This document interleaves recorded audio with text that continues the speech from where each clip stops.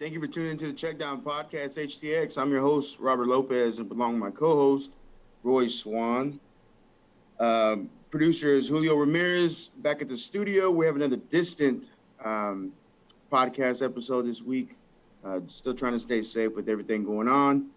The Check Down Podcast HTX brought to you by C4 Bag Company, Issa Cookie, Ferrari Michelada Mix, Rick Webb Design, Frank the Tank Team 7 Grillers, Senor Spitz Custom Flavored Sunflower Seeds, Block Boys Training, and Abercrombie and Sanchez Law. Man, I got their name right this time. Roy, how you doing, bud? Good, man. What's up? Hey, another day, another week. It's good to be back. You know, we took a break last week, had some stuff come up. So we apologize, everybody. It's good to be back, though, man. How was your week? How was your 2 weeks? Good, man. Good. Same. We went Getting fishing. some work done. Huh? Yeah, definitely getting some fishing done. Man, we getting some fishing in, man. I seen you out there. We went out there for a little bit, messed around, broke my rod, caught a shark. It was good, man. It was good. Hey, I'm definitely trying to get some fishing done again this week. Yeah, we'll see. Wife's not really feeling up to it, so we may have to go again, me and the kids. Yeah, But man. The next time you go to that pier, I'm gonna go out there. I bought the kids some new lines, some new poles. Okay. I'll have to take I just out don't fishing know if one they're day. gonna stand up to those sharks and all of that stuff on that. Yeah, dude, my rod broke. Dude, it broke in half. You know, they come apart. Yeah. Well, one of the pieces that comes apart broke in half. So it was like, all right. I might have to take out one day. I still haven't taken the boat out. Can't hear you. I said I still haven't taken the boat out yet. Dude, Roy, Julio's got a damn boat, man. We got to put. Come on, Julio. Man, I've been busy, dude. Come on, Julio. You're killing me, I man. got a freaking 23-foot Gulf Coast at the house just sitting there. It makes me sad just sitting in the driveway. We're gonna have to go latch on to that, Robert. Yeah, seriously, right? I'm gonna have to wear my life jacket because just being Just on. go latch on to it and take it out in the water and be like, Yeah. back. So, man, a lot of stuff, a lot of news has happened lately in football overall. We got a pretty good. How do you say? Our guest that we're gonna have has been around for quite some time. He was your coach, or he was your one of your teachers back in high school. Yeah, he was one of my teachers in high school, my freshman year, man. Coach That's why I was at Texas City. Coach Todd McVEY is going to come in and speak some knowledge to us. He is the Katy Tompkins head football coach, and he's going to talk about his upcoming season, how they're preparing, how they're trying to stay safe with everything, and what to expect from the Falcons. I know he's got that star quarterback over there. So we're going to see what they're up to and see what their game plan is for the upcoming season. Go ahead. I'm about to go to Mahomes' house real quick. Uh-oh. 1 second, folks, while we stand by. There I it just is. pulled up. I just pulled up at Pat Mahomes' house for a little bit. Where it is, they're still bringing pallets in. Dude. What's up with Dude, that, man? What do you think about that? Real quick, we'll touch on that, and then we'll get $503 million. The crazy part about it is he's gonna be underpaid. In about Probably in about, I say 3 or 4 years. would you Be underpaid? would you ever sign anybody to that kind of contract? Personally, like if you were owner, GM, whatever, would you sign somebody that long? If I had 5, I don't. Hey man, you talking about money that I don't even know how to spend. I just, man, the 10 years is a long time, man. That's a long time. You know, and next year, God forbid anything happens, but he get hurt, be done with.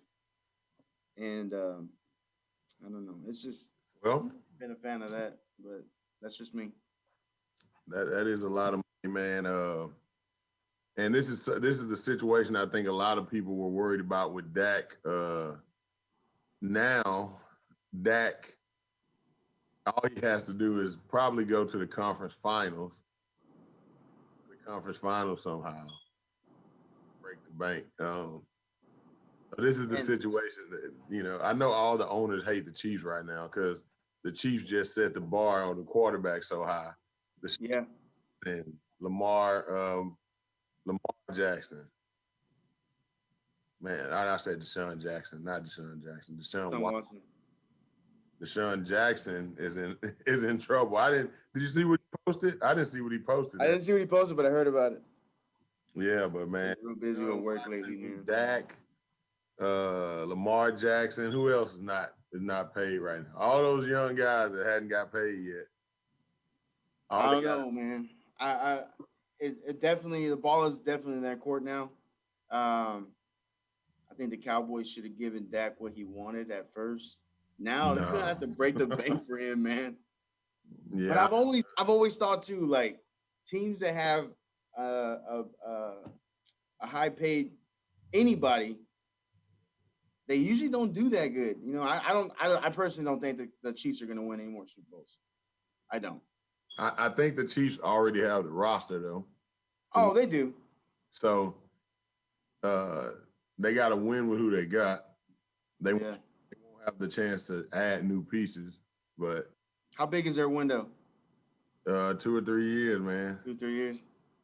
But Lamar Jackson right now he can make a big foot. Like if they do what they're supposed to do, like the Ravens should have been the top team last year. So if the Ravens can dethrone him, every argument to say I need to be paid, if not same or higher, yeah. So $450 million, man. That's that is it's a lot of money, man. I think that now everybody's gonna want their kid to play quarterback. Just like we went through last probably about 6 months ago, everybody wanted their kid to play baseball. Now everybody's gonna be like, oh, we're gonna have back to football. 250-pound 9-year-old coming out there talking about he plays quarterback because he's trying to get. I've seen it too. I've seen it. I've seen the biggest kids play quarterback, and I'm just like, no. He's a lineman. Who's gonna block for him? Exactly. That's always my comeback. Like, okay, so you're gonna have this big ass kid. He's huge. He's talented, but you don't have any linemen to block for him, so he can't do nothing. So, it's gonna be interesting the way everything plays out. A lot of other news with surrounding the COVID. Are we gonna have a football season? Are we not gonna have a football season? I think football is a little far off, and the Coach McVEY is coming in right now. But yeah, I think we get an opportunity to see what baseball, basketball, and all those guys are gonna do. Worry about a football season. So, I don't really know how we have a youth football season. I hope so. It's gonna be tough. Coach McVEY. Boy, how are you? Can you hear me all right? Good. You kind of low, Coach. Hang on. What's that? All right. How you doing, Coach? Hey, how are you guys doing? Good. We appreciate you taking the time out to join us. Get the invite, man. I listen to you guys, so it's good stuff. Awesome. I appreciate it. Roy? Coach, how are you and the players doing, man? You been in communication with your guys? Yeah, we Zoom meet with them still, and we've gotten very good at this Zoom thing, as everybody else in the world has, communication-wise. I always kind of kidded the kids about it, how they were so good on their phones. Well, we've used that aspect of it to stay in communication with them, because that's what we have. That's our controllable. So we can Zoom meet with them. We were on the Sports U app, which is a little bit different communication device that we were using Rank 1. Sports U gives us a little bit more communication back and forth. Like we send them our workouts, and they're able to send. We have what we call buyouts, Roy. I didn't have that back in the day with you, but you have to finish a workout with a buyout to get out of the workout. And I got that from CrossFit. I stole it, right? So they have to video it and send it to us, and send it what they're doing, and we make it some off the wall thing, so it's kind of fun for them. But it's good to see them doing their work, and we're excited to hopefully get back with them. So in this area, Coach, well, in pretty much every area, I've been seeing a lot of these kids, man. They're pretty motivated. Seems like they're pretty self-motivated. I was at the rig yesterday. Right. Saw some of the Paraland kids out there.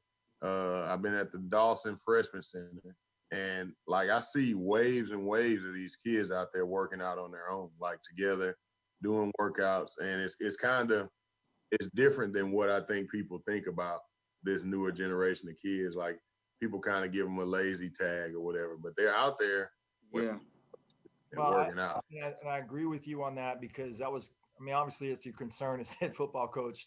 You hope your guys are doing that. And then when we came back for strength conditioning for a couple of weeks before we all of us shut down again. I was, pleasantly surprised, and especially with the big guys. Skill guys sometimes you don't worry about as much, but the big guys, and I was really proud of them.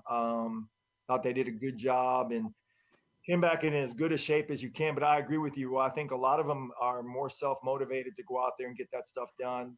I'm sure the parents are happy to get them out of the house for a little bit because quarantining, being stuck in the house it's been great, right? The people in the neighborhoods, I got to slow down and drive because the kids are out, the parents it's great.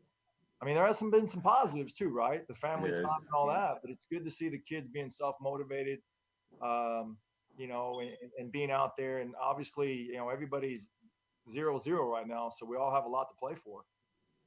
Yeah, talking about that. So when I was coming out there to Morton Ranch, we had Gully and them on here, not last week, but the week before. And I was telling you, I used to come to Morton Ranch every week to watch, every time they had a home game to watch.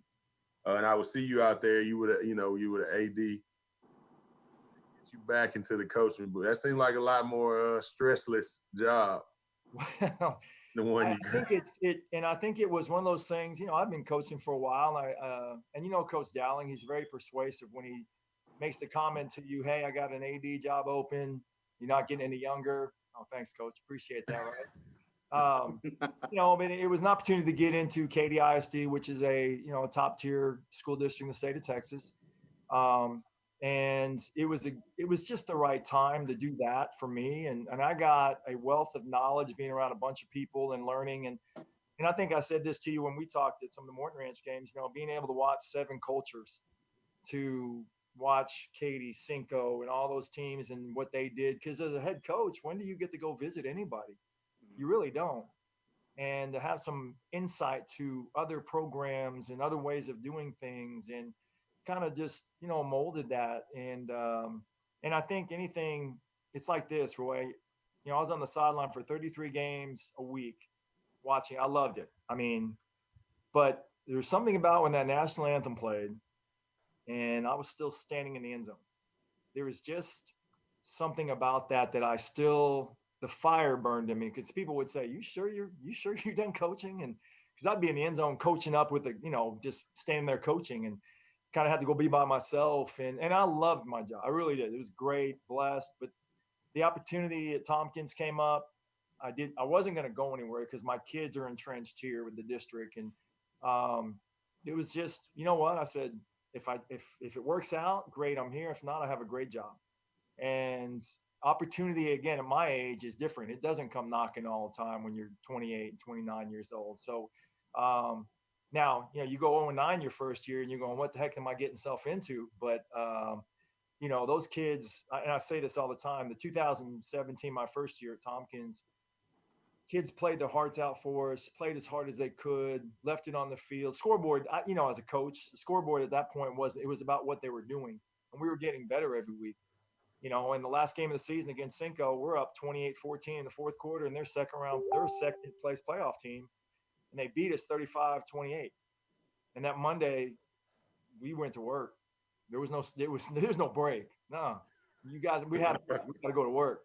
Yeah. And obviously it paid off for us. So it's been a blessing to be over there. So yeah, oh, my bad. You good? Yeah, well, I was gonna say that's a pretty big. You took on a pretty big task. Like, you see those other schools in Katy, you guys have it a little tougher than the Red team, and you guys, have turned it around. How would you say that you guys were able to accomplish that? Well, I think Yeah, I have a bunch of. Well, here's the funniest thing, right? When I got on there, and I don't know if you remember Coach Colbert. He was down there in Texas City with us for a little bit. He might have been a little bit before you, but he was the only guy I hired that I knew. Like I didn't know. I've been out 9 years, so finding guys was, my defensive coordinator, who is an outstanding man and a great coach, and a junior high guy, one of my junior high coaches, knew him at church. Said he was looking for a job. He came in, we met, hired him on the spot, basically. I mean, it was like that. And Coach Mark Hopkins, who's a U of H alumni. I don't know if you know Coach Hopkins. Yeah. Right? Yep, I know. Kind of went back and forth with him, and and I was blessed to be really. I feel like the right guys at the right time with me. And they do an outstanding. They work their tails off. They really do. I mean, I just kind of direct things, and I've come from the Coach Dowling mold, right? He let me coach, and I let my coaches coach, and they do a great job. And it's like anything else. It's building relationships, Roy. And you and I have a relationship from a long time ago still, and I tell them all the time, we are in the relationship building job. That's what we do. Build relationship with kids. And I tell them all the time, I said, listen, I can't tell y'all really what to do. Y'all have to believe in what we're doing, and our culture sets that right away, because we're huge on culture. Everything's about our culture. And leadership is all about being about someone else, not about yourself. And my coach, it goes from me all the way down through the coaches, through our kids, through our leadership council, through our captains. And this, it takes time. I mean, TC, it took a couple of years to get things going. And this last 2 years, we've been blessed. The kids have played extremely hard. And I remember, this is what I said to him after the Cinco loss in 2017. I walked in Monday and I said, all right, we kind of been doing things your way. How's that been going for you? And they just kind of looked at me. I said, because we're about to change it up. And we went back to the old roll lines and the anchors and the whole bit. I mean, we flipped it, and it took a little bit, right? Because kids today are a little bit different about buying in right away. Back in our day, I could tell you what to do and you just did it. Now I want to know why, and that's okay. It's a good question, because you can teach more, right? Hey, this is why we want to screen out here, or whatever we're doing. And we, if you talk to our players, they talk about the buy-in and our culture, and about the program, and no one's above it. And Roy, you've heard that statement 1,000 times. But like I said, I'm really blessed with a bunch of coaches that love kids. One of my younger sons, he's a freshman this year on the program, and I'm blessed that he's coached by these guys, because I got to get away, because obviously he's my son, so he can do no right. So I got to go over here and just let him play. And then I watch film. I go, I guess he did pretty good. It wasn't. I'm glad to hear that. I'm gonna let Rob ask a question, but I'm glad to hear that somebody else thinks that their kids can do no right. Not right. Hey, You Coach. ahead, So from your whole career, being around great coaches from Round Rock, Stony Point, Uvalde, McKinney, and then Tompkins, and then of course Texas City. Right. How did it feel to be named the Texans High School Coach of the Year?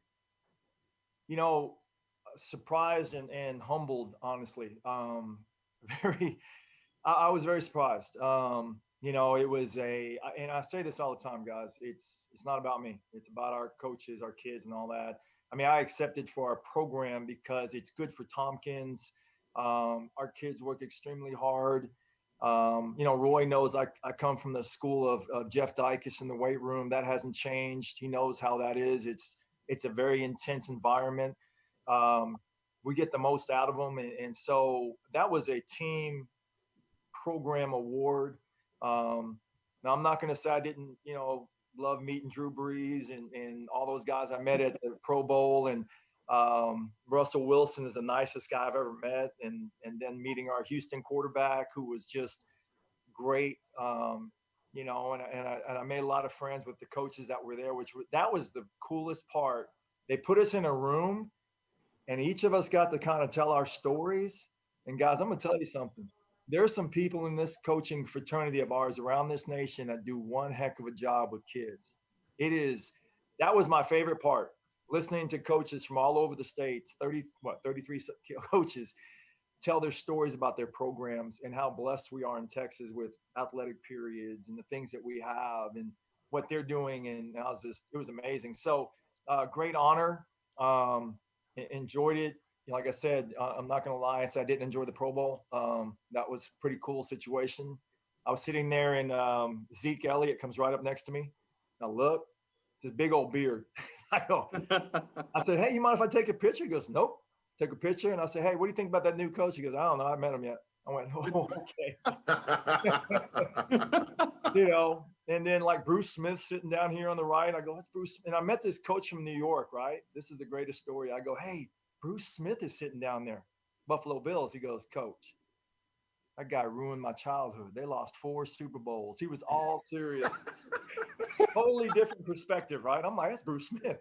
Because I don't like those guys. So yeah, it was cool, and it was great for our school and the community. And but like I said, my coaches do a great job. I'm blessed with those guys. They work really hard, and I look at it this way: the best thing I can say is my kid's in the program, and I love that he's being coached by those men, because they're holding him accountable and making him a better young man, not just a better football player. Another thing, so the last 2 years, we've been going to that coaching clinic, and that's somewhere I've seen Coach McVEY 2 years in a row, and that speaks volumes. And I've seen Mark there. I think all of you guys were there this last year, at the coaching clinic. But you don't see every group at that clinic.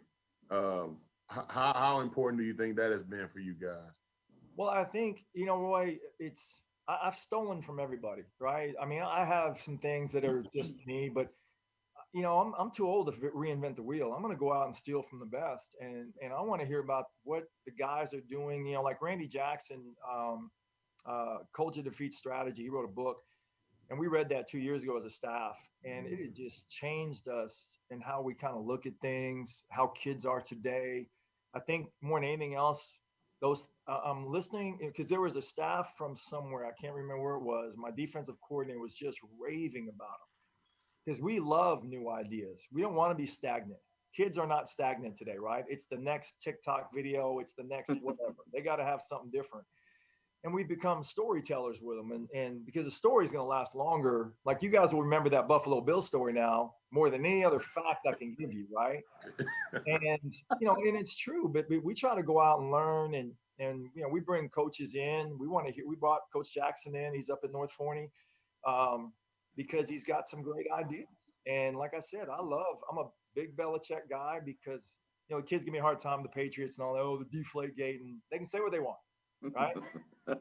Belichick, savages. Sorry about your Cowboy shirt. I'm sorry. But anyway, Belichick gets the most out of what he has. He just does, Saban, Dabo, those guys are up there for a reason. Dabo's a lot about culture, and he's an Alabama guy, but he's a Clemson guy now. So he's taken a little bit of both. And I think that's what you have to kind of find is what fits you, because it's not, I'm going to take everything. It's what fits our programs, And I will say this, Roy, I told you this when I was there, but I appreciated you being at those things because I coached youth leagues. When I was ADing, I coached both my sons in flag football and tackle. And their proudest year was when we started his first, Ryan was in, it was the first, I had the draft league where nobody had played, Roy. I had to coach up kids that never played football, tackle. So our first thing was teaching tackling, right? And we promptly went 0-9, right? I guess that's a theme with me, right? Something about 0-9. So we did that, but the kids got better each week. And it was funny because now it's funny now is the kids that were in Ryan's, like that team, like 3 of them are on my team now. They were freshmen last year. So it's the coolest thing that I'm coaching those kids coming up with me. And so like I told you, I appreciate you guys going out there and coaching our youth of today, because football is football. And I will say this, and I say this to our players all the time, when we win, it's them. When we lose, it's on me. It's my fault. But 10, 15 years from now, because I'm old enough to figure this out finally, right? Who they are as young men is what matters most. Stop. I mean, if we win, great. I mean, it's so much fun. NRG is fun. I'm not going to lie. I told the kids, it is fun. It's like a kid in the candy store. But who are they going to be in 15 years? And Roy, you guys, when you're coaching them youngins right there, you're doing that too. You're developing the culture of discipline, right? I mean, we have core values in our program, and our third core value is discipline. It's really about self-discipline thing. And you said all these kids are out working out. You know why? Because they have more we don't give them enough credit, I think. They probably have more self-discipline now to do the things. They have dreams, they have goals than they probably ever have. I think sometimes they just get a bad rap because of other stuff. But let's keep the other stuff over here and let's give them credit for what they're doing. And so when you guys like you were out there coaching them up, man, it's great. I loved seeing the young coaches there. I met a guy in line. I was in the coffee line. I said, "Where are you coming from?" "Louisiana." We just started talking. He goes, "That's my first year." And he was all excited. And I said, "I remember those days." That rookie time. And it's great. But I will say this, Roy, when I was ADing, and I put that Saturday morning visor on to go coach them 8-year-olds, he was one excited head coach right there, baby. I'm not going to lie to you. Kids were like sleeping in the back as we're driving to the thing. So, but yeah, you got to keep learning. You right? It's what is it movie, Shawshank Redemption? Get busy living or get busy dying, right? So I'm gonna keep living, and that's what our staff kind of goes by like that. We had me and the group that I'm coaching with, we had about a 2-hour coaching meeting last night. Yeah. Together a playbook, and we went through all the plays and said, "Nope, we don't like that one. Yeah, we like that one." Threw them away.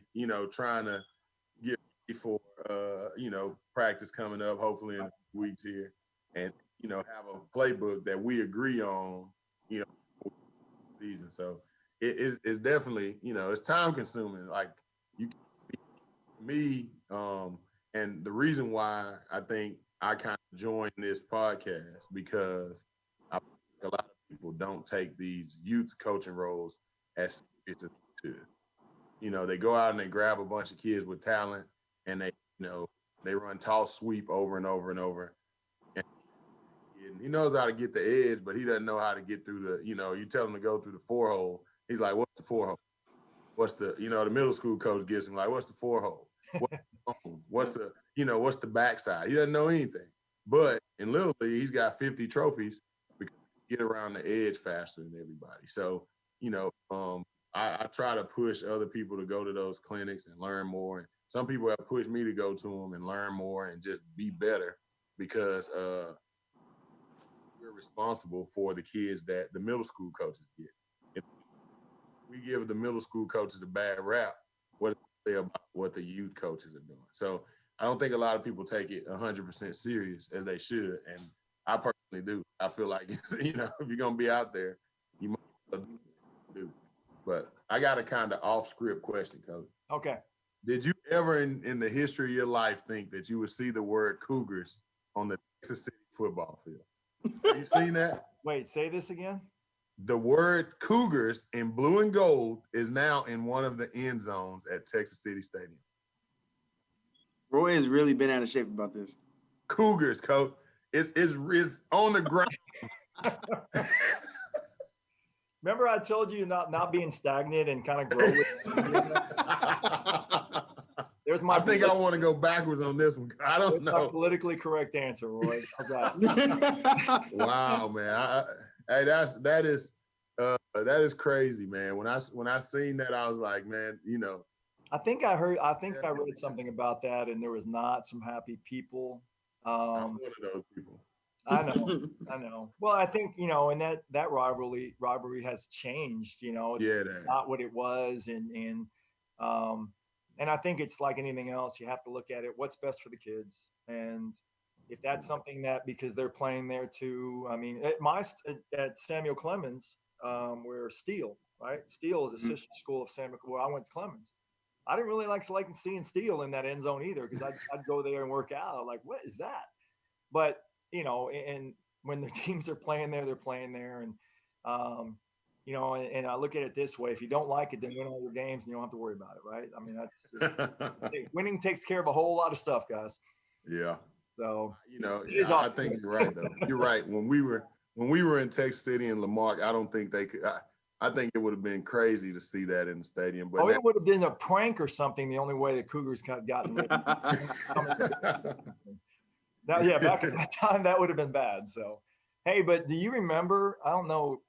It was a 97 year, and we were going into it. And that summer, you remember our weight room wasn't ready. Yeah. And we were working out in the elementary. I don't know if you were. No, I was. This is a great. Still working out in the overhead building. Okay.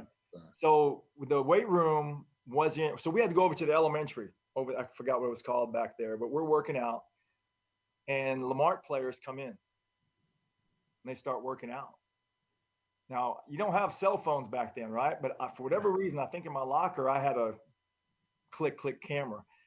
So I went and got it and I took pictures of the players and they were like posing and everything and all that. And I don't know if a lot of people know this story, but so I had those pictures. So we're getting ready to play that year, the year we both won it, right?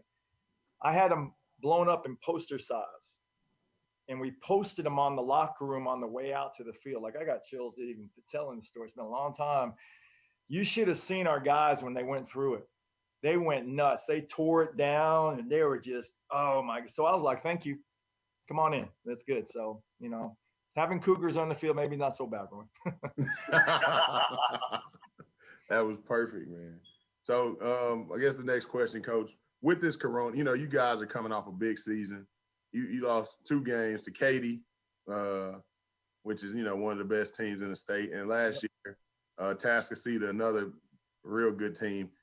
Coming off of that momentum, this coronavirus thing kind of, you know, I don't know if it slows it down or interrupts it or what it does, but what is your message to the kids, you know, to try to keep that momentum going? Well, you know, we have a big deal in our program is we don't focus on the past. We don't worry about the future. We kind of surrender that, we don't know what that's going to be. And we focus on the present. And we say, be where our feet are all the time. And we've been preaching this. We don't have control over the virus. I don't have any, all we can do is go to work every day. And so we have not allowed it to get in our mindset. Like you said, I think a lot of coaches have done a really good job with this around the state, focusing their kids on what they can control. Now, do it right, social distancing, wear your mask, and those little things. Those are very important. But I think it's, you know, we deal with our controllables, Roy. I stay away from the uncontrollables completely, even in my own life and that stuff. And I tell the kids all the time, let's just deal with what we have, you know, and it's been hard. I mean, you have a lot of kids that have been, that isolation at home is not natural, right? It's not natural. We want to go. We used to being at school. I mean, we've been out since March 9th. I mean, I remember spring break and we had just, thank God, finished boot camp. And, you know, it was 3 weeks of boot camp, just so you know, okay? It wasn't that week stuff, it was 3 weeks. And, you know, and you hope that, and that's again where your culture and everything that your kids are used to, that, you know, they have a standard and they keep it. You know, we don't allow them, you're not allowed to drop here. I don't care. They know, they tell me all the time. They always ask them, they'll say, ask me if I care. And I go, no, you don't care, Coach, we know. And we just keep going. And that's important because I think young people today need to have something to focus on positive, because there's enough negative in the world. There just is. There's enough negative around them. We try to tell them all the time, whoever your top 5 people are is who you are. So let's hang out with the people that are working hard, getting stuff done, you know, because we have guys that want to go play college football. And like I tell them, I said, well, then drag that young guy with you to go work out too, so that he sees your drive. You know, we've been, like I said, very blessed with RJ Smith, our running back that's HBU now. Great work ethic. Doesn't say a word, but outworks everybody. You know, got all our, you know, I graduated a senior class that was with me that first year of sophomores that played a lot. And they set a bar very high, you know, which was great, you know, and just, Roy, you know that, the guys, and I've heard you say it before, that you watched those guys ahead of you in 97, that class, that they gave you the reason to go do what you did. And look where it took you, right? I mean, it's that program mentality. 7 through 12 is what we want. And so we're not going to focus on that. We're going to focus on the positives and let everybody else, I mean, it's being handled in Austin and they're going to tell us what we can do. And we're just going to, you know, hopefully we get back this week to strength conditioning and we'll go from there. So. Robert. Say again? Oh. He's on mute either. You what? Sorry about that. Yeah.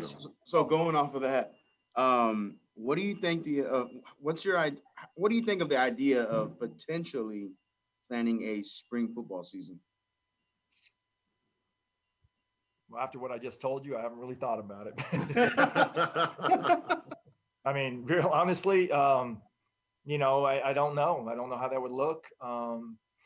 I think it's all about the safety of the kids, teachers, everybody come. It's all about that. I think that's the most important aspect that we have to focus on.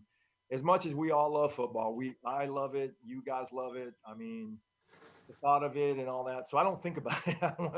I want to think about, I heard y'all talking about Patrick and his contract. I'd rather focus on that type of stuff because that is happening right now, right? Yeah. I mean, they showed that meme where the Kansas City people had all those bags and they were carrying them in the stadium. They're saying Patrick's money's arrived. I mean, so there's been some good stuff with that going on. So I don't know. I think it's like anything else, right? I heard coaches and teachers, what do we do best? We adjust. We make the adjustments and go, right? I mean, we went and what a great thing all of our teachers did about going from here to homeschooling, basically. And they got it done, right?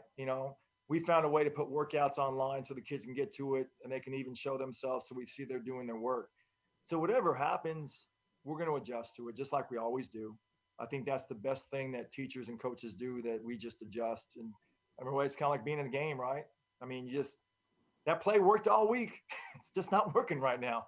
Throw that sucker out. Let's go. We got to get outside sweep or something because we can't run inside right now. So I'll give you that. That's what I mean. When you don't linger in it, we just keep going. And so we'll see. I mean, I know I appreciate the fact, obviously, that everybody's trying to find a way to make things happen.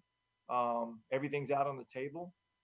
We'll just, just tell me where I line up for the national anthem and we'll go. I mean, that's, so. That the coaching aspect of it is definitely different. Like being a coach, it's fun, it's nerve-wracking, it's got all the emotions. Like I tell my son all the time, like I make that block 100 times out of 100. That's when he doesn't make a block. Just trade place with me, I'll make that block. Of course I didn't, but that's what I tell him because he doesn't have any proof. You got about 1 or 2 good blocks left in you, don't you? I don't think I got one, Coach. I got about 4 good throws left in this arm. That's it. I got to use the junior high ball though. I went to do bleachers yesterday with the kids at the rig, and I went up about the first 4 flights, and when I was coming down the 4th time, I felt the loss of my legs. I'd have to sit there for like 30 minutes. The kids finished the bleachers, and they came back and like, "Oh, Daddy, keep pushing," and all these motivational speeches. I was like, "Man, get out of my face." But man, it was tough, man. You forget that you're not the same person. I felt like I was just gonna go out there and kill the bleachers, but I didn't get halfway, man. I was sitting down watching the kids. Mind plays games, Roy. It really does. We still think we're that guy. I get it. Yeah, man. But Coach, being a Patriots fan, what do you think about the signing of Cam Newton? I was like, well, that'd be a good pickup. I think that I'm excited about it, because I kind of get best of both worlds. I became now a Tampa fan and a Patriot fan. I joke with my son about that. Because again, like the Brady thing it's him up here that I love.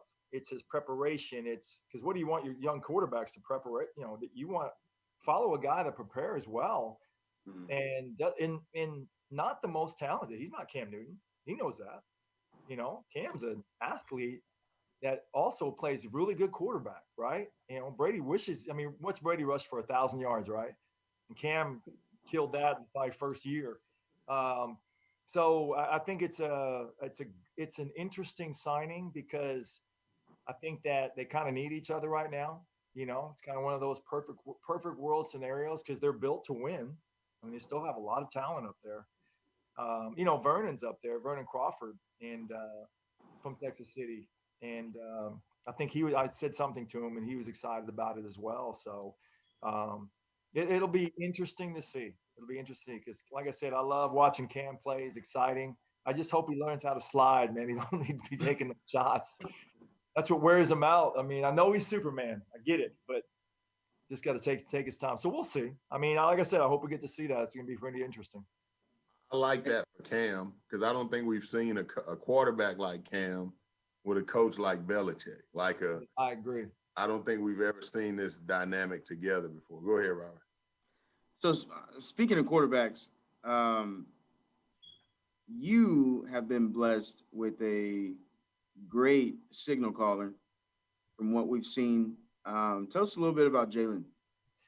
You know, and I say this with all due respect to Irvis Hill, okay, because he was our quarterback in the state championship game. But, you know, Irvis was an athlete playing quarterback and did an outstanding job for us, right?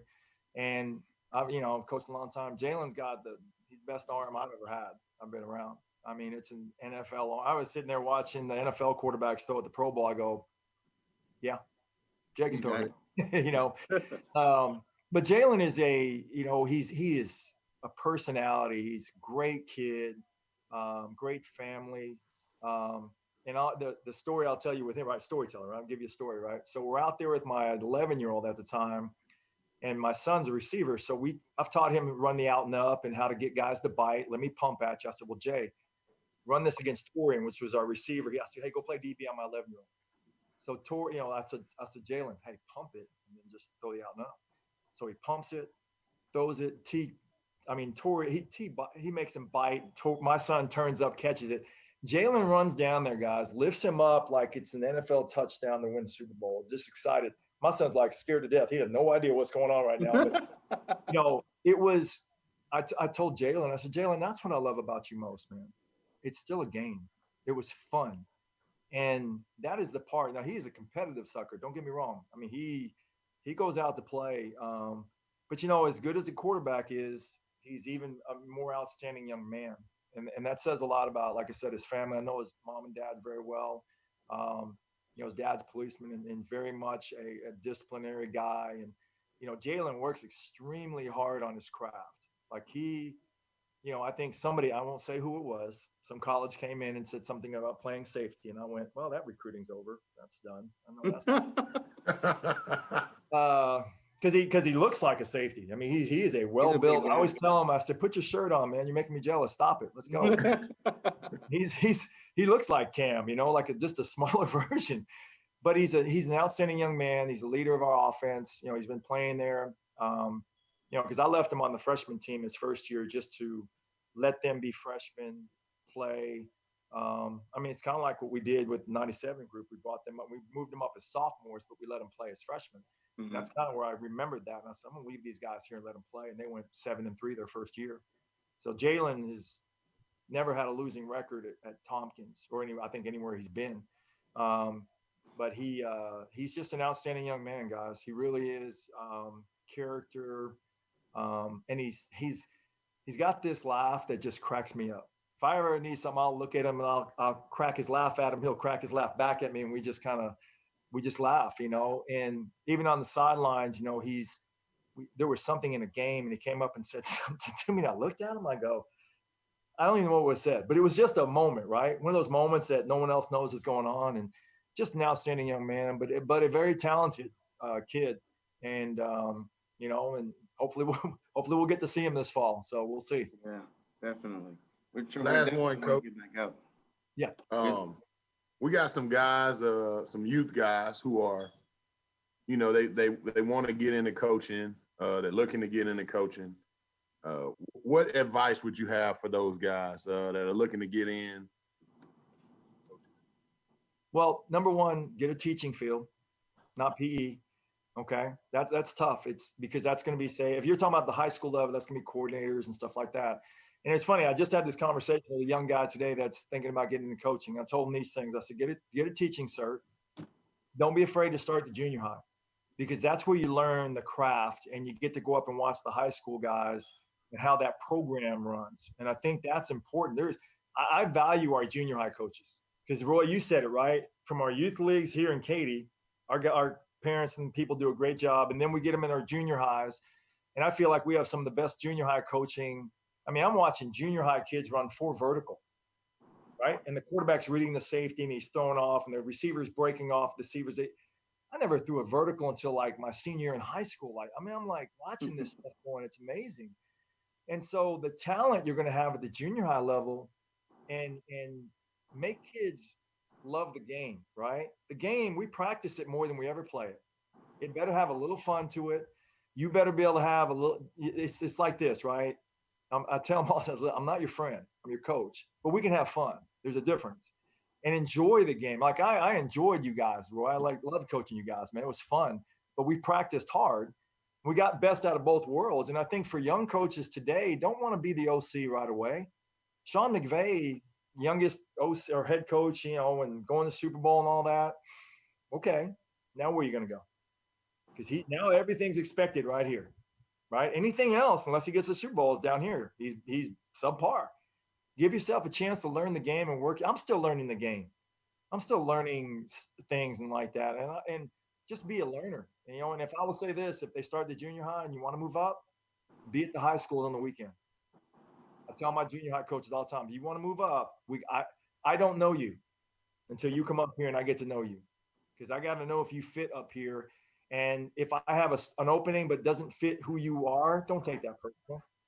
I have to fit what's best for the program, not you. But when it comes open and you're open, you're ready, I'm going to move you up. Because I think that's important. Loyalty to the program. I mean, we always moved up junior high coaches. I've always done it, I think, because they know who you are. They know your program. You don't have to teach anything else. So I think young guys and making sure they can, and, you know, I taught English. I love teaching English. Romeo and Juliet, Caesar, I can throw some stuff out at you now. Hey, West Story. That's my good stuff. first period. Coach, you were my first high school teacher. That was my first period of my freshman year. I had your English class. I mean, I like teaching English, and you know, it was important to me that we did what we were supposed to be doing in there. And you know, I told this guy I was talking to today, I said, that's how I got to know other students. I didn't want to just know just the athletes. You know, it was fun to get to know other kids in school. So if that's the best, I'm gonna tell you the truth. Coach McVEY was no nonsense in the class, man. Coach McVEY didn't care. It was, you know, it wasn't that, oh, I'm the football coach and you get to come in here and mess around. You football player, you're gonna get worse. Like you're not gonna come in Coach McVay's. That's probably the only class that I didn't mess around in. Coach McVEY. I had Canner, so I had you and Canner the same year, and Canner was totally different. Like Canner, I had help. I had Coach Canner for help at the end of the day, and I had Coach McVEY for English. It's probably better you had it in that order, Roy. It's probably better you had it in that order. Well, because like I told you, it was what I say. I expected more out of the athletes. Coach Canner throwing a movie every day. We watch movies every day. We got to learn some verbs and some nouns and stuff like that. So yeah, man. Well, Coach, man, we appreciate the time. We definitely got. Robert's got to make his pitch. Robert makes his pitch. I got to make my pitch, Coach. I do it to every coach we have. We definitely want to get down there. Hopefully, we have a season. We definitely want to get down there and check one of y'all's games out. If not, a couple. Maybe we can get some sideline passes or press passes. That way, we can go interview you guys after the game and just give everybody a kind of an insight of what goes on Friday night at Katy Tompkins. Well, we'd love to have you guys. I think I know a guy can get you a sideline pass. I'm pretty sure. Awesome. But we, you know, Coach Carter, I think I can get that taken care of there. Oh man, Coach Carter. That's where I would get that from. So I'd hook you up. Hey, Roy, you know, he's Coach is the only one that's actually confirmed a sideline pass. Everybody else is like, yeah. No, we'll get y'all. Hey, just stay out of the player's box, and at the end of the game, whoever you want to talk to, give me a few. If it happens to be not a good game, just give me a few minutes, and I'll. I told all the other guys. I'm a small guy, so they probably think I'm a ball boy. So. Hey, if mine don't show up, I'm gonna put you to work. It'll get you closer to the game. So. I'm definitely not fun to be around after we lose. So I know how that feels. I'm not gonna come right up to you. Hey, Coach. No, definitely not. My family doesn't like after we lose. I'm like, they want like go stay somewhere else. Don't even come. You know what my son told me today? He said we were talking about something. He said he got to know me better. I said, "What do you mean?" He goes, "Well, it's kind of like after a loss, Dad." He goes, "What's that word you say that you don't want anybody talking?" I go, "Processing." He goes, "Yeah, that word. I know how you are when I know that." So it's nice to my 15-year-old knows to not say anything at that time. I was like, okay, that boy, Ryan. Leave me alone. He's learning. He's learning. Appreciate it, Coach, man. Good luck this year, man. I want to be there when you guys slay that Katy Dragon. I've been around, so you know I've been coming to the Katy games for a while. And, you know, I had a friend. I had Carter at May Creek. Right. Had Gully at Morton Ranch, and then I had Dave Douglas at Morton Ranch. Okay. And now, you know, now you're at Tompkins. So it's like, No, Dave was at May Creek. I'm sorry, he wasn't at Boyd. So I got a bunch of guys out there in Katy, and I want to be there when one of those teams, because I need to see that I need to see that. I want to be there when one of y'all knock off Katy. Be part of the crowd. That's the game I'm trying to get to this year. I think it's gonna happen. We're gonna get that. Oh, and you know this, Roy. It's kind of like Lamarck, right? We respect each other, and Gary does a great job over there. And you know, they're the team to beat in the district. Until somebody does it, they're there. And you know, that's. But us, we, you know, and you know this as well. We're a one-game mentality team, and hopefully that option, you know, we everybody has the opportunity, but what are you going to do with it? And that's the thing that comes up with it. So, but I appreciate you guys having us on and for putting Tompkins out there. We do appreciate you guys. And like I said, I appreciate what y'all do in your community. And Roy, you and I have talked over the years, and, you know, it's like anything else, right? I think we've talked about this, paying it forward and how we've all been blessed to the youth and who they can be, because they need that now. Our youth need that. And then appreciate you guys. Because like I was listening to Coach Nelson when you guys had, that guy's like a wealth of information, man. I've gotten to know him over the last year, and I can sit and listen to him all day long because he's forgotten more football than I've ever known. And so I appreciate you guys having guys on, and I'm just glad you're not asking me that last question that you asked Coach Dowling, so I don't have to worry about that one. So you know what? It came up, Coach. You gotta ask him. You gotta ask him. It did Somebody come up. in the comments. But I think Coach McVEY Coach Dowling has to be down the middle. So I think I don't want to hear Coach McVay's answer. I know. I don't think that's why I didn't get it. Okay. I think right there. I'm good. I am good. Oh, man, Coach, man, I appreciate it, man. I leave those guys alone. Me and Jermaine Anderson, we go back and forth all the time about that. We were talking about it the other day about the teams. You know, it's a fun argument to be there during that time. Is different. Like, that's the time where the basketball team was good, the track teams were good, like that whole little era. And it's more for me out of respect. You know, I won't say it too much, but yeah, I watched the 96, 97. You know, 96 is the team that I really thought was real. Like, you know, when they lost to Hayes, that was like heartbreaking. I was there on the bus. I remember I went there by myself, frozen in A&M by myself. I didn't even sit with nobody. I sat up by myself and watched that team play. So, you know, I watched Texas City football like it was the Cowboys when I was young. So I knew all of those guys. So, you know, it's fun now to be an adult and we, you know, we were able to accomplish some of the similar things and talk about that stuff with those guys. Cause, you know, well, it's good to talk about both of them won, so we can play. Both won. Yes. So it's nice to talk about it. And the guys that, you know, like Kevin Kelly, I remember him I was talking to Kevin about it, and I said, which one? He goes, well, Coach, you know, I played more in the other one, but, you know, because that kid was a great player. Kevin was just he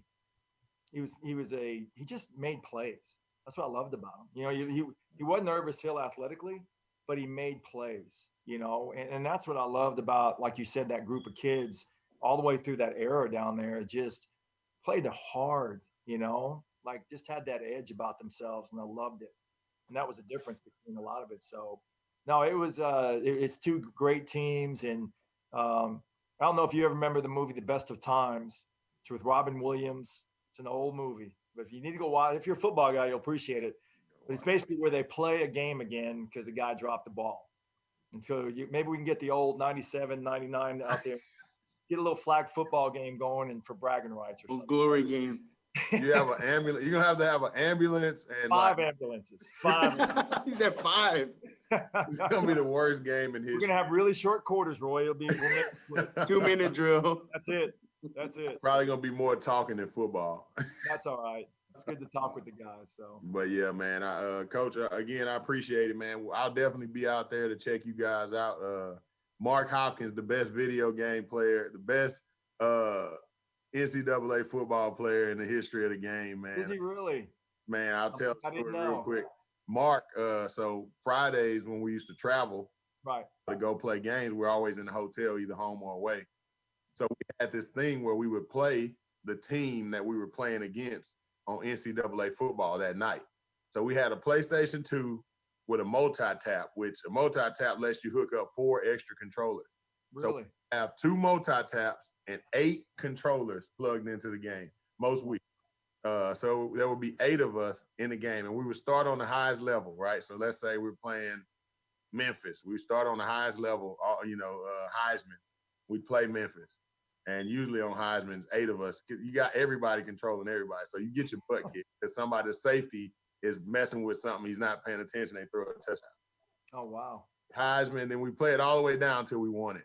But Mark Hopkins was in there every week. Run this play, run that play, do this, do that. So Mark has been a coordinator for a while, man. Hey, it hasn't changed on the sideline. He's still calling it just like that, just so you know. And he does a great job. I gotta get Mark on here too, man. We had a U of H here. We're gonna do another show with all U of H guys. That'd be great. Coaches, man. So hey, can I say one thing real quick? And Definitely. I'm sure you've heard about this, but I'd be amiss if I didn't say this. Matt Gorham passed away. I don't know if you know that. And Matt, and I want to share the story real quick, and I'm taking up time, but Matt was a captain on the 97 team, and Matt was one of my safeties. I coached Matt. Matt was a great kid, right? He wasn't a starter, but he got voted on to be a team captain. And that is one of the greatest stories I still share with all my teams about when we talk about captains, right? When we get to that point, I said, listen, we had this kid that wasn't even a starter, but he was well thought of by his teammates. And I still remember the Santa Fe game, I think it was, I had Matt Duncan went out, he was hurt, and Matt Gorham had to start that game. Matt played his tail off for us. We won the game and all that. And I loved that Matt his leadership role was like he started on a lot of special teams, right? And he was such an enthusiastic leader for us. Teammates loved him. And, he's up in that big football player in the sky right now, and I just want us to keep his family in our prayers because, obviously for Frank, his brother, that's tough right now. Love that family. They were TC through and through and just great for the community and just the whole, like you said, that era down there, Roy, they were part of that. And so if you guys would just, I know we probably have some Tech C people on there, just keep them in your prayers. Like I said, it's tough. But just wanted to make sure we just let people know that for him because I love Matt. So, okay. Definitely. Yes, sir, man. Appreciate it, Coach. Okay, guys. Take care. Talk to you soon. Best of luck. Hopefully, all right, guys. Take care. Yes, sir. Bye-bye. Yeah, Matt's younger brother, Frank, was our running back. Okay. 19. So both of those guys won state championships in Texas City. Coach McVEY, man, another good coach. Another Coach great McVEY. Coach McVEY was my welcome to high school, dude. So no playing around in his class, huh? No playing around, dude. He was like, man, sit down. I used to dread that class first thing in the morning. Like I used to dread. That was my first class. My first semester in school. I used to, as a freshman, and I thought because I seen him in the weight room, I'm like, oh, I got a football coach as a, teacher. It's gonna be easy. Nope, Coach McVEY didn't play those games. So. Ooh. I know he's no nonsense with his players and stuff like that. So, we'll see. We'll see how Tompkins is able to do this year. I think if anybody in that district is going to knock off Katy, it's Tompkins. They only lost by 5 this year. Yeah. I hope and pray 35 to 30. We get football going because I'm making my pitch to all these coaches, man. They're gonna come through.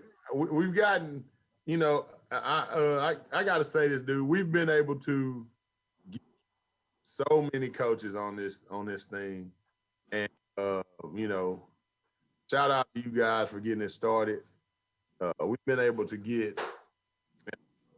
realize the information that they're getting and the people that they're talking to. Last week, all of those young guys from U of H, those are the guys that'll be the future head coaches of the state. You got guys like Coach McVEY, who's been coaching everywhere. He's got state championships. You got everybody respects, except for the people in Dickinson, except for the people in Galveston County for whatever reason. But it's like, man, we've got a bunch of guys that we've been able to put on the show, and we got a bunch more people not for us, like not saying, oh, well, Roy and Robert are doing this, but the information that you're getting, I think you should not take it for granted. Like, no, not at all. don't take that information for granted. These guys are the who's who of football. It's not, there's no doubt in my mind that Anthony Evans, Willie Gaston, Will Gully, David, all of those guys, when they become head coaches, we'll be interviewing them on this show, and the guys who are already head coaches that we've already had come through here. So listening to these guys talk, it's not just, we're just doing this just because, we're taking up time. We're trying to get you information that is going to help you. Like last week, all of those coaches told you they don't care about 7-on-7. Yeah, straight up. No filter, man. If you're in that school, I'm not saying you shouldn't promote your kid to play 7-on-7, but you should be promoting your kid. Hey, your coach wants you to do 7-on-7 with them. So don't take your ass over here and join this 7-on-7 team. Yeah. And no matter how much somebody pushes you or pulls you to do it, you want to do what the coaches of that area, or that area are doing. Yeah. So it's just valuable information for you parents, and whether you take it or not, that's on you. So I think I'm happy that we've been able to put a lot of these guys on this show, and I think there's some guys who we interviewed that I want to bring back, like a guy from Alvin. I want to get him in the studio when we can. Coach Carter. Coach Carter tells the craziest stories. We could probably do a show with just Coach Carter telling stories.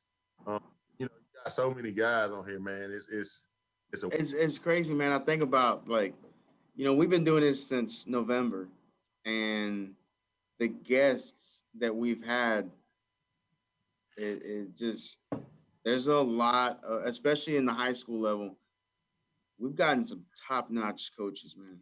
Like top-notch, and you're saying thank you to everybody, to them for coming on, and yes, it's a huge thank you to them. But honestly, you're that connection. You're the connection that gets them to even accept for most of our guests. So we appreciate what you brought to the podcast, and I'm about to start crying. No, I'm just kidding. No. That's my co-host. I know, right? That's my co-host. That's my head coach. But yeah, man, this shit isn't gonna stop. Like, we're gonna keep going. We had major plans for 2020. Unfortunately, with everything that happened with COVID, kind of set us back a little bit. But man, Rob, I've been in talks with multiple people about shooting our Hurricanes documentary. Yeah, I've been in talks. So that is becoming a thing. It is. That's nice, man. It's picking up steam, man. It's picking up steam. And the people I'm talking to, they, I was like, you don't have to just stop it at your team. So, we can shoot a Hurricanes documentary. Who else? We can go shoot a Stings documentary. Yeah. We can go shoot all of these teams and showcase what these guys are doing. See behind the scenes. I think I'm personally gonna keep myself off of any footage. We'll be sure to try to squeeze you in on some. Yeah, it's gonna be very limited.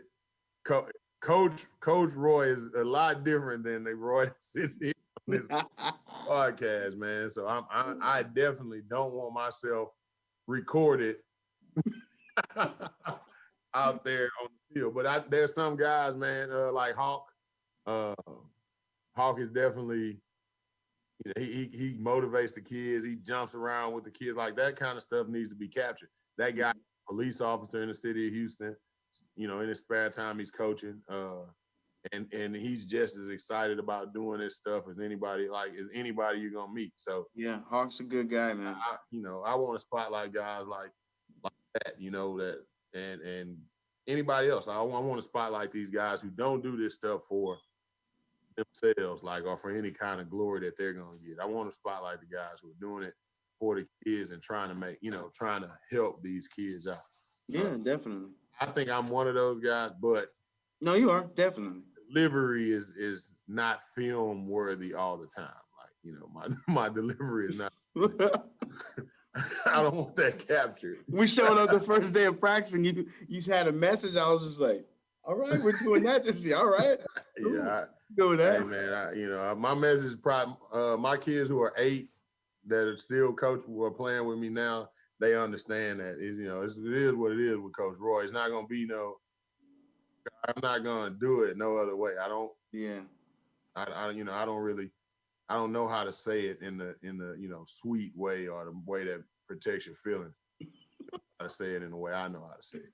Oh, shit. So, Well, it's hopefully, man, we get the season underway. The documentary for the Canes is going to be epic.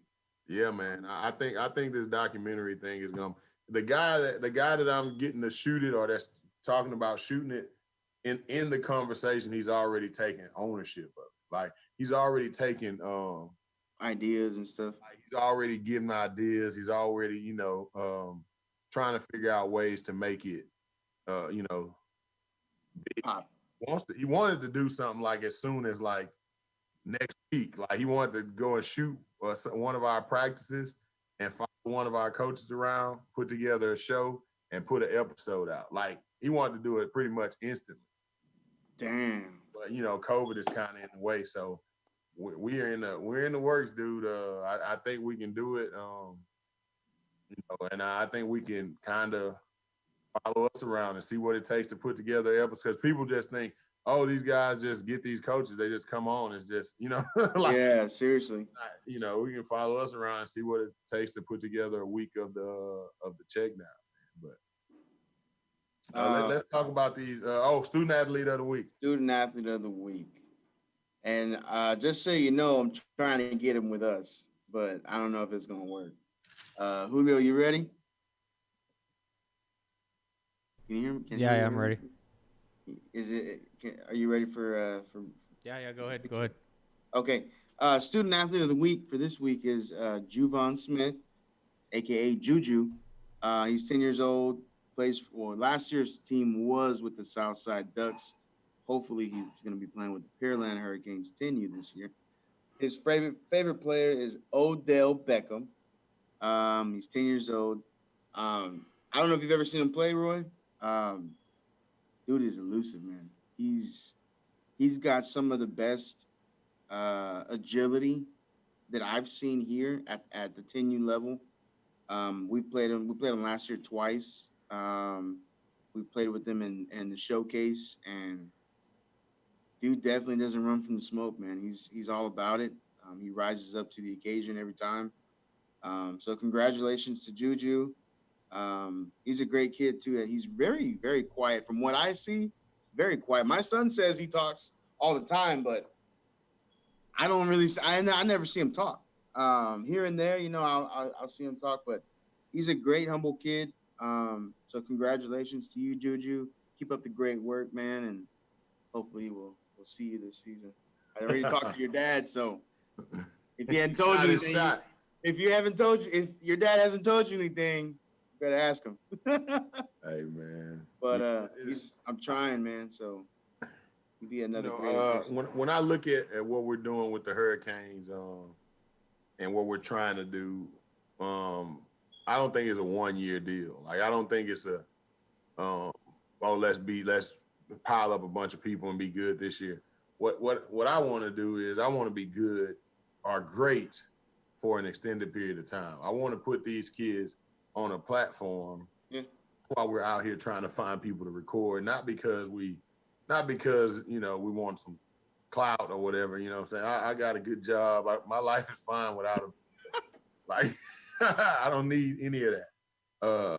What I want to do, though, is what that Friday Night Tykes did for those kids is it put them on a platform and on a level that a certain expectation. Yeah, and those kids are now some of the best kids in the state.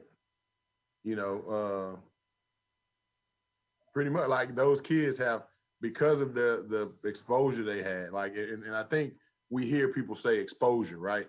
Oh, exposure. You go to this tournament, you get exposure. You go to that tournament, get exposure. Well, everybody at those tournaments is not getting exposure, right? That like I guarantee my son played in CCE. Nobody knows who my son is.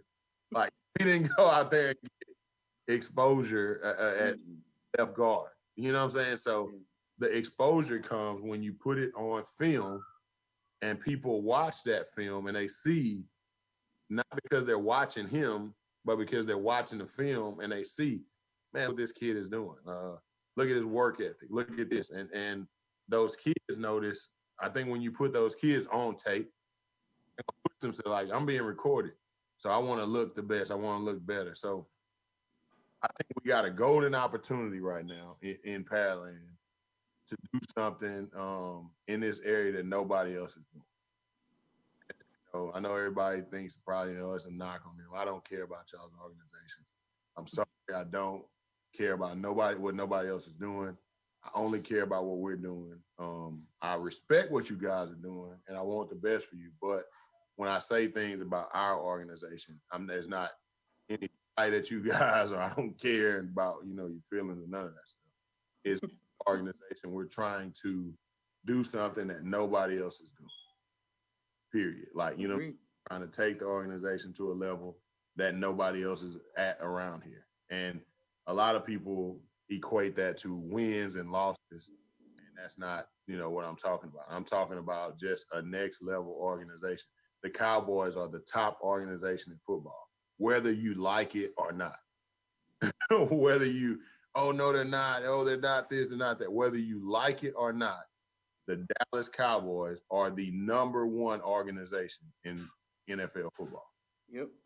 Everything says it except for the one thing that people try to use to say somebody's number one, wins and losses. Wins and losses don't say that they're number one. Dak is a multimillionaire and he's never had a second contract because he's a quarterback at the Dallas Cowboys. Is a household name. Our linemen are a household name. Name me the lineman right now for the Kansas City Chiefs. I can guarantee that a typical person can name you more Cowboys linemen who haven't been past 2 rounds of the playoffs than they can the Chiefs or the 49ers, either one of those teams. Why? Because they're the top brand in football. Essentially, that's what my goal is for the Hurricanes. Make us the top brand in youth football. That way our kids are seen, in a different light and they perform at a different level. And maybe, with some of that, championship should come. Yeah. Coaches, but, I want those kids to be a part of something different than just, we're showing up to play against the Bears this week and we're going to go home. And we're gonna, I want it to be a show, man. I want these kids to remember you. When they tell their kids about, like, man, when I played for the Hurricanes, dude, we used to have a DJ. We used to travel to Dallas. We used to do this, man. We used to travel to Florida. We had people filming our practice. We had filming our games. You got what I'm saying? Like, it's hell yeah. Different level of it's like you're almost giving them a platform of something they should want to work for in the future. So why not start now and have them strive to want to get to that level and to want to reach that level of success. Because, as they get older and after high school, even during high school, if they make it to that next level, they're gonna go through things like that. They're gonna travel and they're gonna have their practices filmed and they're gonna have 3 or 4 different uniforms and blow up tunnels and top notch stuff. So why not give it to them now? Yeah, man. I see that stuff behind me. Nobody gave me any of that stuff. Like I didn't. It wasn't a garage sale that I was able to go buy all of that stuff in. Right? You know what I'm saying? They made you earn that stuff. Like they make you got to coach, you got to play, and you got to go out there and win and earn those things. So I'm looking forward to this season. First of all, our team, I think we got a hill to climb. And we got, we're going to gain some respect for ourselves on the 10U level. And I really think that people do not understand accomplish on the 11U level. I know for a fact I don't think people realize what we have on the 11U level. And people, I'm not going to sit around here and do a whole bunch of talking about it, but we're going to see. The 11U group is a special group. They've always been special. I know right now people like to forget, but we were the first to go win that showcase out of everybody around here. Period. Like, we went and won that shit. Now, Billy won it first. I'm sorry. I'm talking about, other than that, we were the ones to do it. Like, that group won the case and really wasn't even, like, it wasn't even close. And we got most of those kids back to that team. Like, we got most of those kids. And we're not going to just get them for a few weeks. We're not just going to get them when such can't come to practice. We're going to get them all the time. Season, yeah. And we're going to see, man. We're going to see. A lot of these teams, and they got all these teams in Dallas ranked, and I'm pretty sure they're good teams. They got Cy-U and all of these people. Oh, they're ranked high and all that. But this ain't your run-of-the-mill Hurricanes team, dude. This is going to be the real deal. The team that we're coming on with 11U is going to be the real deal. Like, if you think anything else, you're stupid. Fucking pump, dude. Real. You think anything else, you're an idiot. That's a fact, Jack. That's a fact. I'm never gonna lie to you. Our 10U team, I don't even know who all we have coming. We're gonna have a hill to climb. Like, we're gonna get better. We're gonna do what we need to do. But that is not. That is. Go look at it. Go look at the kids on the roster. Yeah, you want the smoke? Well, they're gonna give it to you. Yeah, that is not a team that's not a team that's just thrown together or. Got some grown ass men on that team. We've accomplished everything. Realistically, with my 11U group, the only thing we've lost is a 13-6 Super Bowl. Like, that team is not. We don't lose. We don't go around and lose. That right there is with that group. That right there is with that group. That right there is with that group. It's with that group. And the same people, and I'm not showing you the showcase ring. That's that group. And these are the same people we're playing. Like, matter of fact, they're more broken up than we will be. Yep. Or spread out over Dallas. They're not a showcase team. They're more spread out over Dallas. So, do we have to gel and get together? And I'm telling you right now, you can record this and send it to them. This moment I've been waiting on. DFW Elite Dogs beat me, the worst I've ever been beat in anything, except for, and it's probably worse than what we lost to when I played OU. Damn. 0, third quarter. I'm coming. We're coming. Like, simple as that. We're coming. They say that's the number one team. We're coming. And we're coming with it on our mind. We're coming with it on our mind. Period. Like, we lost to that team. Like, that team embarrassed us. Like, I've never stood on the sideline before or since and felt that way. This is embarrassing. Like, I remember that shit. I remember that. They blew us out, dude. And now, they're the number one team in the country, I think they say. And we get our shot back. We get our lick back.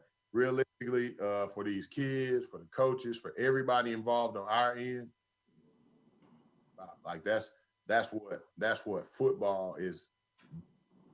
That moment right there, that redemption moment. Now, for DFW, it's the same thing. You got a team that you've already blown out. Really, they blew us out. They don't have any reason to think we're going to be anything but the same thing, right? And they've run through everybody. This is what it's all about to me. But I think people got to understand that what we've done at the Hurricanes this year is not mill stuff, dude. We put together.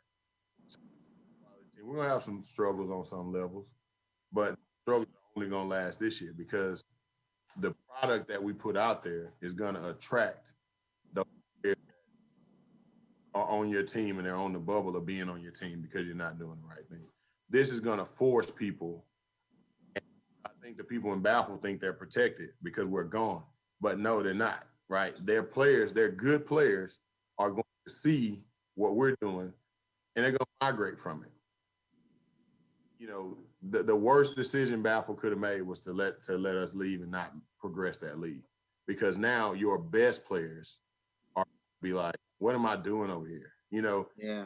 What am I doing here? What am I doing in this league? There's nothing to keep me here. Nothing to keep me here. There's no competition here. And these guys are where they're in Florida. These guys are in, they're in Dallas playing this week. They're everywhere playing. So it's the worst thing you could have possibly did for, and that could have been Baffle. And it could be one of these leagues, could be Tiffy, could be one of you leagues. If you smart enough, man, you can monopolize this and you can be the person to put it on. But I think you're in your own way.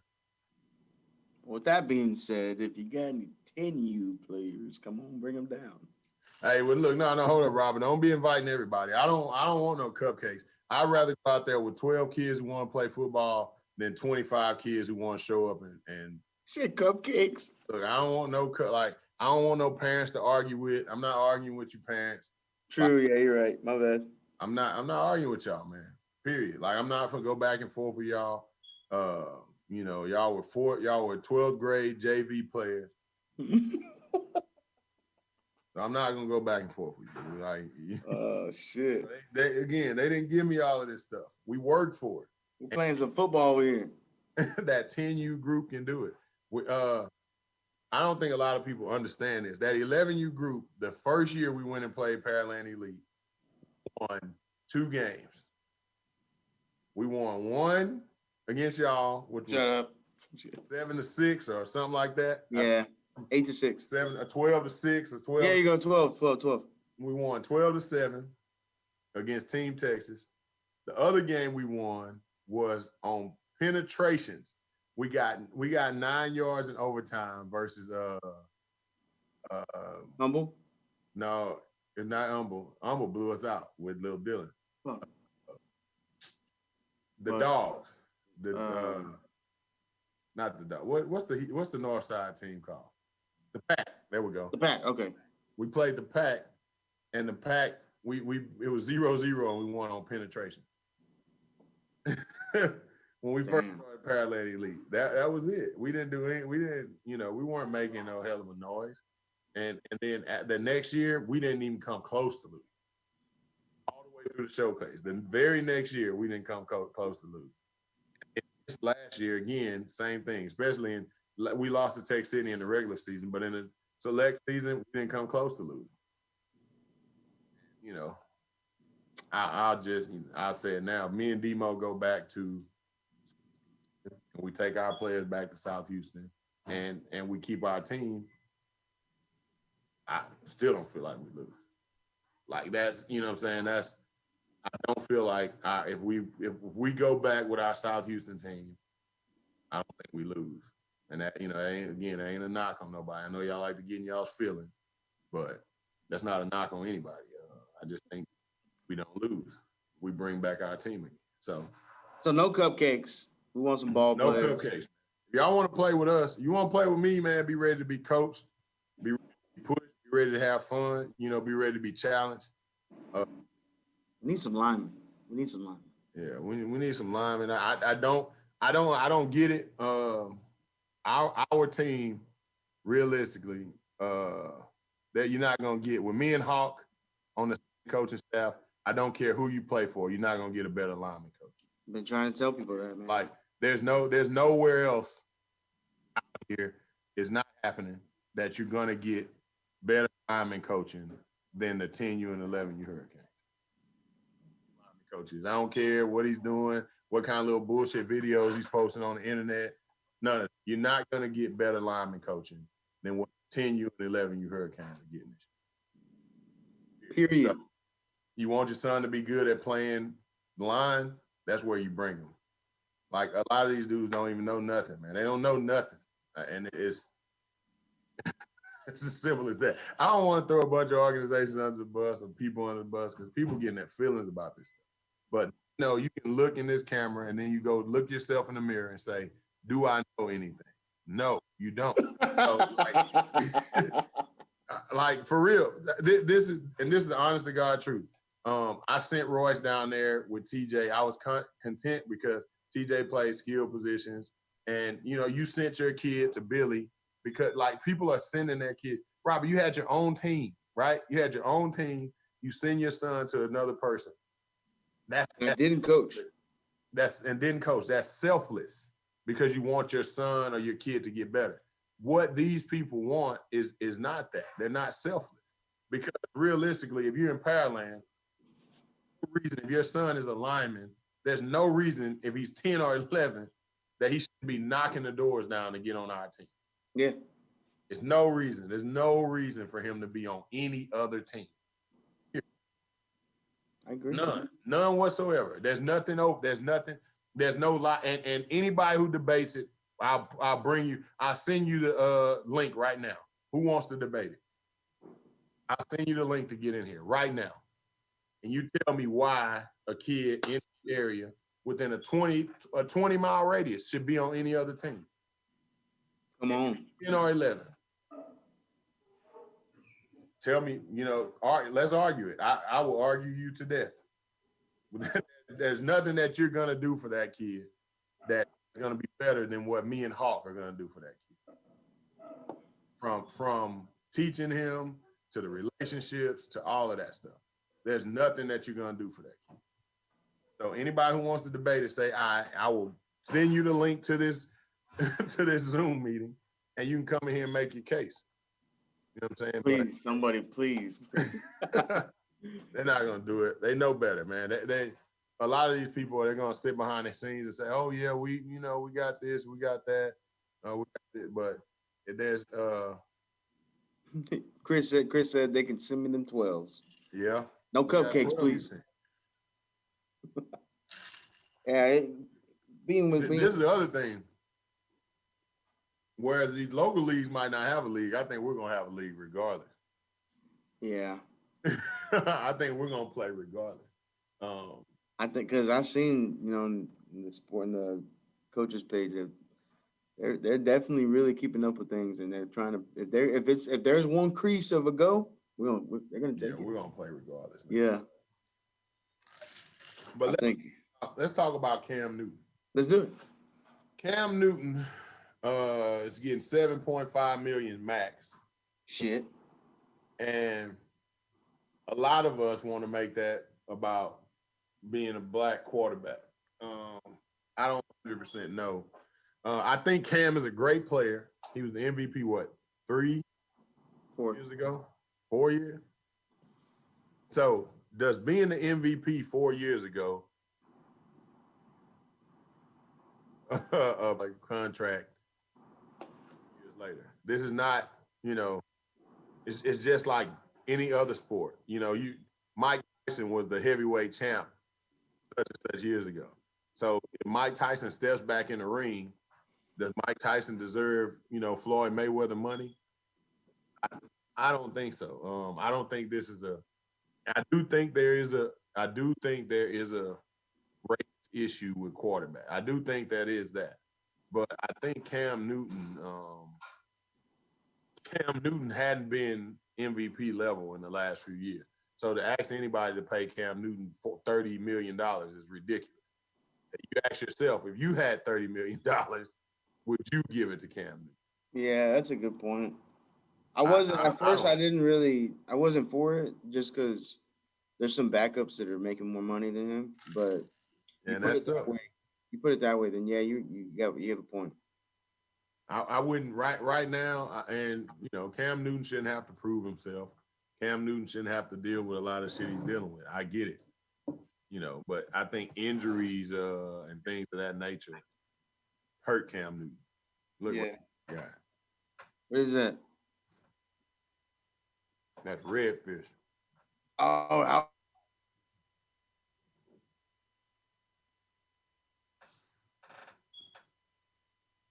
you frozen, Robert? Yeah, I think he froze. Robert's frozen. Robert's got the dial-up connection.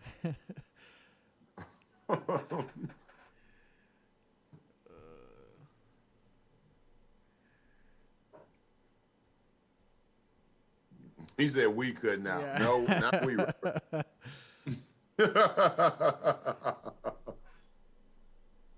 Not me. Oh, well, and that brings us to our new segment, 101 with Roy. So until Robert gets back, y'all can ask me questions. I'll answer. Ask me whatever you want. 101 with Roy. Who's got one? Who's got anything? Y'all want to learn about coaching linemen? Ask me some lineman questions. Nobody?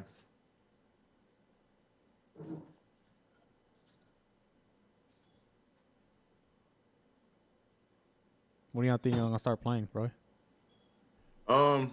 Man, I don't know, man. I don't I would think that the season doesn't start on time. Yeah. I think it gets pushed back a little bit.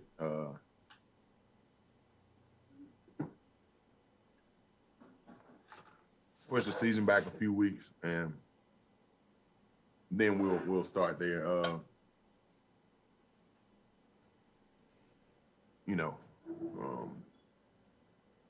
I would say, end of September is probably more logical than the beginning of September. Because I just saw something that they no big gatherings until August 26th. Yeah. There you go, Rob. Can't hear you.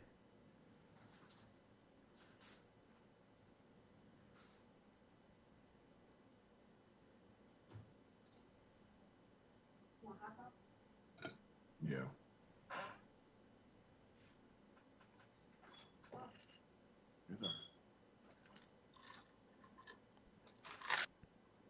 No audio, Robert.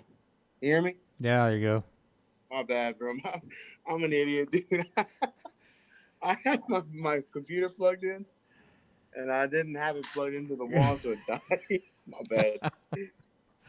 It's been a long day, man. Anyways, is that good? Yeah, it's good. I'm about to do something. I'm about to do this real quick. Oh shit! And no one wants to call in. Man, nobody. We don't got no. I would think we would get more love with no sports, man, but nobody.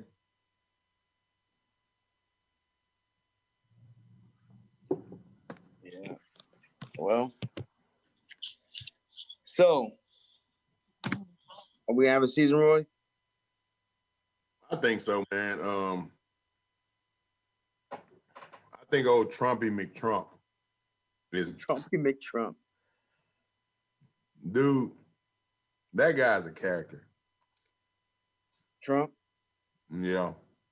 Yeah, he's a special individual. So what do y'all think about Kanye joining in the race?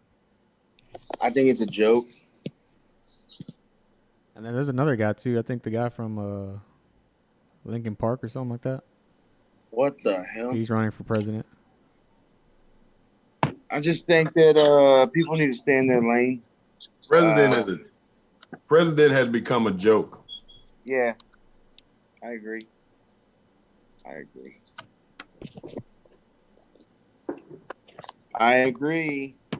Has become a joke, dude. Anybody can run for president. I think it started with Trump, because when Trump did the same thing, what did everybody say? There's no way he's gonna be president. Yeah, I said the same thing. No way. He's just there for the publicity. I thought he was the way he talked to the media was kind of funny. And then next thing you know, he's in office. He's just an idiot. So, hey, I was just thinking a while ago. So how many passes is that for our sideline interviews or whatever? Dude, that's I think it's way too much for us to even handle. Yeah, there's no way we can make all of those games. Hell no. Hey, you know what though? I was looking up the other day. I think Southwick Carroll and Westlake are gonna play each other. I definitely want to be out there for that game. Coach Todd Dodge he's the head coach for Westlake. He's gonna be playing or going against his son, Riley. So that's gonna be a hell of a game right there, man. But I don't know if his son is the head coach. Yeah, man. Yeah. So it's gonna be a good game. I would love. I've been trying to get Coach Dodge. I've been trying to get both of them on. It'd be cool to have both of them on at the same time. Yeah, I've been trying at the same time. Just to highlight their schools and their history together at South Lake Carroll. And what you got drawing up there on that board back there? It's COVID guidelines and then a map of 610. Well, it's like a. Oh, I thought that was a route. Sorry. No. I did show Jaron though some of the plays, and he's pretty excited. Dude, I don't know what happened to my computer, man. It's straight up frozen now. It hasn't even. I don't know. Whatever. But well, man, we don't have to. We can get out here a little early tonight. Yeah, that's cool with me. This good fish show, good interview. Huh? I said this fish is calling me anyway. Hey, is it good? I've never eaten that kind of fish before. You've never eaten a red? Never. What'd you do with the one you caught? We threw it back. I didn't go prepare to keep anything. The kids just wanted to get out. I was like, all right, cool. What about I don't even think it was that big. What about the shark? The shark we threw back too. The shark makes good ceviche. I need to make y'all some ceviche with the shark. What? Ceviche. What's that? It's like you cut the fish up and then you cook it with lime juice. Ceviche. Kind of like a shrimp cocktail. I don't have to make y'all some. I owe Junior some. So. Robert, that sounds like Hispanic food that you should know what it is. Yeah. Oh, ceviche. Ceviche. Okay. I've never, honestly, I don't know what it is. But I've never eaten it. But I was like, ceviche. That sounds like something you should know what it is, bro. No, I think I know what it is. I've never eaten it before though. Yeah. Ceviche. Hey man, Marlon Woodard, man, no problem, man. What happened? He has been a baller. Now Marlon said his son said thank you. Like his son's been a baller. Woodard X. That kid's on his way, bro. Common denominator, man. He's a common denominator out here. We need to get him to. I need to contact him. Yeah, tell him, Marlon. Tell him we're gonna get him on the show. Yeah, seriously, that kid right there is a beast, bro. I remember seeing him at the TOC. Well, he was with us with the Wildcats, and I told him I forgot what I told him after the game. I was like, "Hey, bud, good game, man. You guys did great. Appreciate it, coach." What the hell? I sat up there with him at the Tiffy Super Bowl. Okay. Because that was the year they were in Balfour. I talked to him. He's a good kid. So. Yeah, he's a great kid, man. But so yeah, I need to try. Man, I'm telling you, there's a lot of things I haven't tried, man. Y'all want to call our man real quick? Who's that? Joey. You want to call him? We call him. Nah, man. I think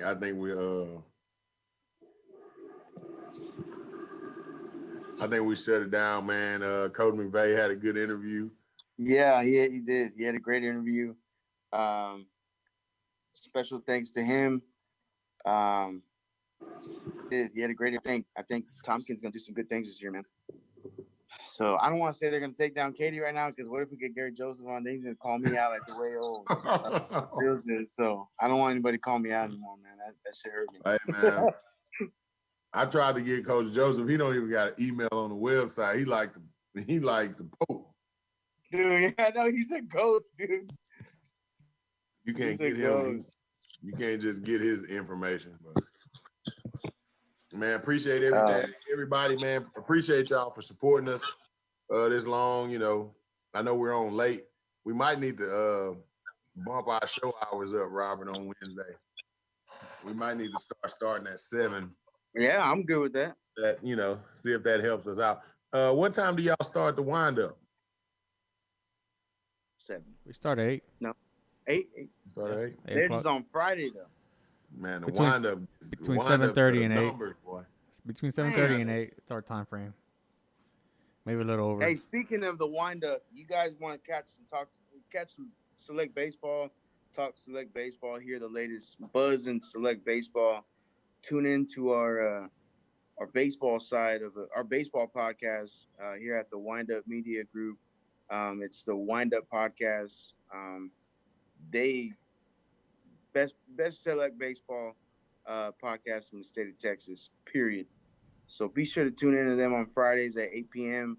sharp. They always got guests on their shows as well.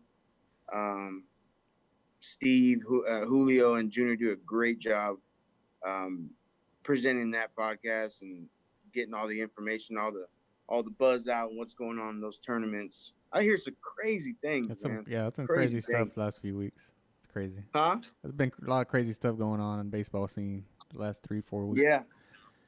Yeah, there's a lot of. But I'm sure things. I thought football was crazy, but man, that's crazy. I'm sure once football starts, there's gonna be some stuff going on. So once the season starts, I think once football starts, I think our viewers will be.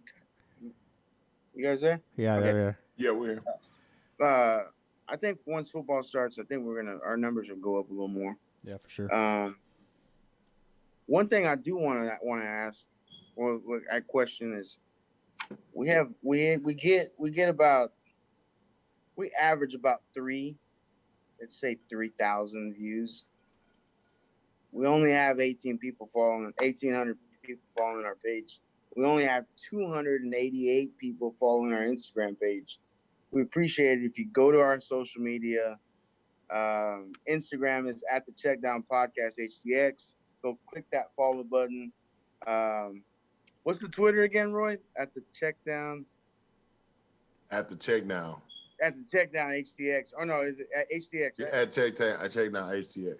Okay, that's Twitter. Facebook is at the Checkdown Podcast. Go follow our pages. Go subscribe to our YouTube channels.